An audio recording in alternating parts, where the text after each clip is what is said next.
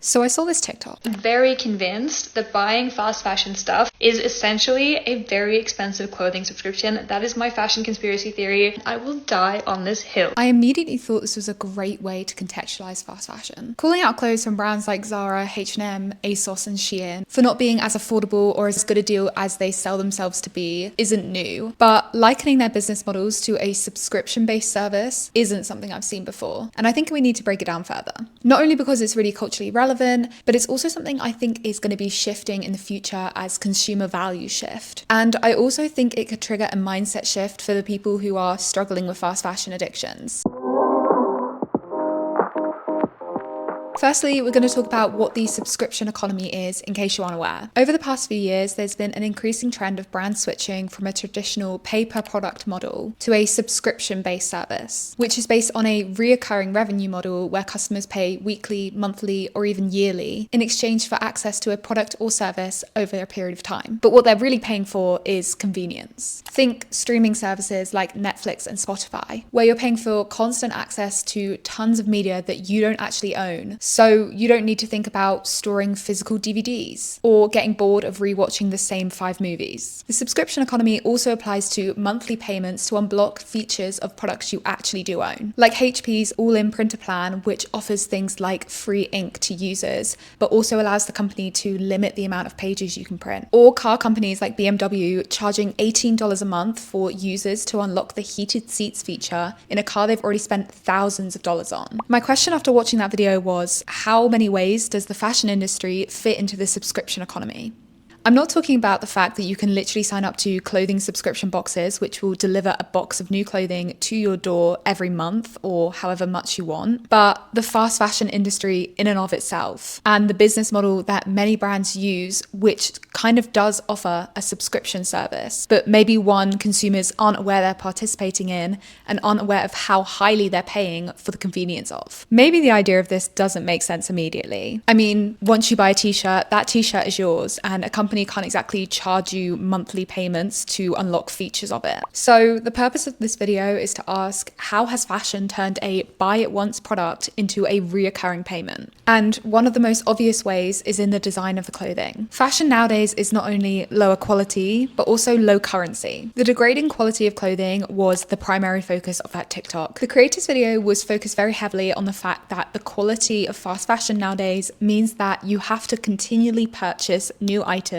every year or so because it just doesn't hold up in the same way as the clothing did a few years ago and as more premium options would today. Now, there's a lot of debate online about whether fast fashion is actually worse quality, and a lot of people do say that their fast fashion items can last for years. So I feel like this argument is subjective, but I think what can't be argued with is the actual degrading structure and quality of the products being put out by brands. Clothes nowadays no longer come with an extra button in case one falls off. They're often visibly badly sewn and threads are coming out already, or the garment pills after only one wash. And of course, we can objectively look at the stats for fashion brands and see that polyester usage has shot up in recent years. And whilst polyester isn't always the worst thing to use, it certainly doesn't feel like a luxury material or something that you might want to take extra care with in your wardrobe. Because of these examples of poor quality production, it's more likely that our clothing is going to wear out sooner, and that if we want to keep them for longer than a few years, we'll have to repair them. And many brands have no built-in infrastructure to help us with this. Or even as brands start to introduce these features, the price of them feel disproportionate to the initial cost of the item, which is a lack of convenience that turns many people off repairing them, especially when you can replace them for so cheap.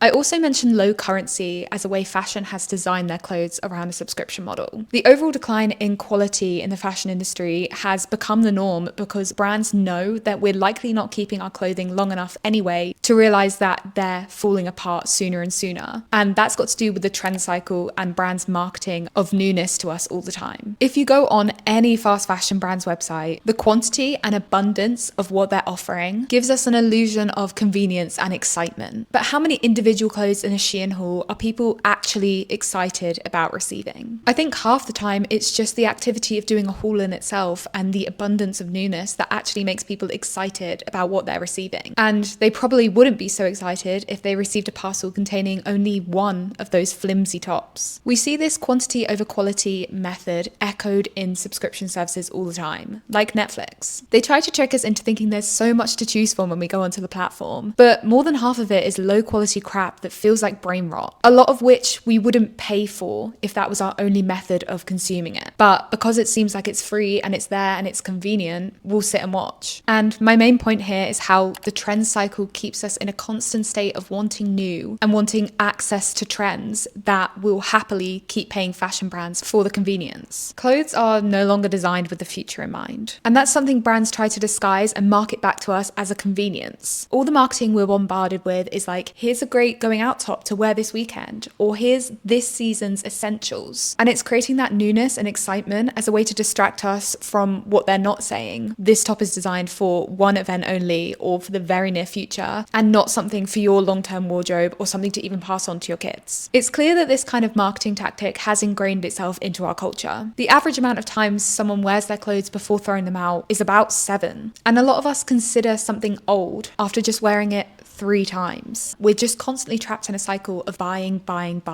And fashion is constantly urging us to replenish our wardrobes with sales, discounts, and incentives. Even the in-store recycling schemes that so many of them have adopted in the past few years are more about keeping us consuming than actually offering any sustainable benefits that they claim. All of this has resulted in our relationship with fashion completely changing. And I think that's why, even though fashion has exhibited signs of being a subscription-based model for years now, we haven't really talked about it much. I covered in one of my most popular videos about how social media and brand marketing has numbed us to clothing overconsumption and made it super normal to be constantly buying and throwing away clothes, and the impacts of that environmentally, socially, and also on the quality of the fashion system we now have to deal with. I think fashion's low quality, low currency business model has resulted in little to no access or incentive to keep clothing in use, and nothing of value to show for the clothes we have bought. The original TikTok that introduced this idea mentions a great point,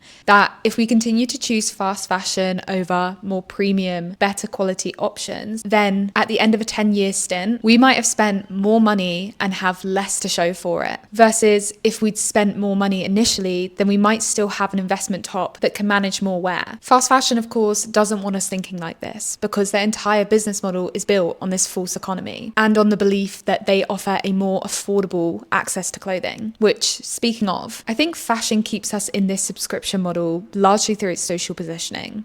As I said, they often market themselves as an affordable option to shop fashion, but they often ignore the fact that they encourage so much overconsumption that people end up spending way more than what would be deemed affordable by many. There are so many examples of people adding up what they've spent on fast fashion over the years on social media and being shocked by the result. I covered an example of this last year when someone added up their Fashion Nova purchases for, I think, the previous 8 years and found out they spent over 16k. And it wasn't until she stepped back, added all of this up and thought about what it had gained her that she realized this might be a bit too much. And I think it's a really clear example of how treating fast fashion like a subscription model that you have regular payments for could help us create a clearer picture of our clothing addictions. And of course, I know that this line of thinking is quite online and probably not indicative of real life and how much normal people shop. It's probably quite exaggerated. But I do think even the average person is spending more on clothing than they might think. And even if you're part of the smaller percentage of people that actually just buy fast fashion for the essentials and don't overconsume it, it's still an interesting way of thinking about it and being aware of how fast fashion wants you to see them as a subscription model. I mean, we can literally see this by their adoption of the buy now, pay later scheme. Fast fashion was very quick to jump on the bandwagon when buy now, pay later schemes became more popular and more industries started offering it. Going into debt for fashion has never never been easier and it's never been more normalized.